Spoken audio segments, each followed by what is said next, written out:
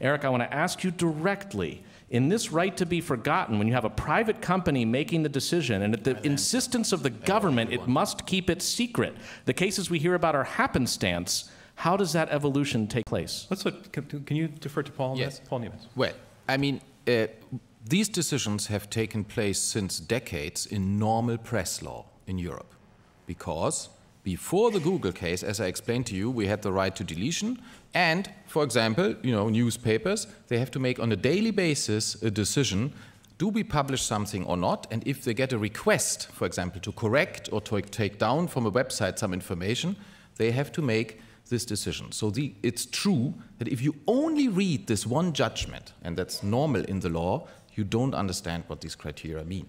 But if you go to the European Court of Human Rights, for example, the von Hannover case, very clear criteria. What are they? A, whenever the information is of relevant, of public interest in a democracy, is a contribution to public debate, it cannot be taken down. Second, when the person in question has made himself or herself the decision to go public, into a public sphere, like, for example, the concert artist, the information cannot be taken down. So I would say Eric has said it right. In your opening statement, you said that you could foresee a world in which a powerful elite had more ability to make themselves forgotten than the ordinary guy. And Paul is actually saying it's the ordinary guy who's getting the takedowns and not the powerful and the public. What about that? Well, the heart of my argument is not that somehow it's only going to be used by the elite. I have no idea whether the majority of cases are being used by famous people or not famous people. I have no idea.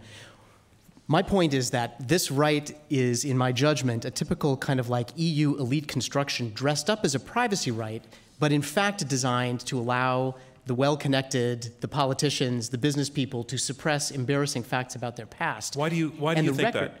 The record is, well, it's part of my sort of like cynical experience with the institutions of the EU, to be quite honest. So we're getting all scientific about it. But let me say, and it's not like the U.S. is any better, by the way, just the way that it takes form over there. What I would urge everybody to do, while you still can, is Google right to be forgotten horror stories. That was my search, and I produced a bunch of articles, The Guardian, The Daily Mail, that are absolutely contrary to Paul's assurances that this is somehow only being used in cases which are not in the public interest.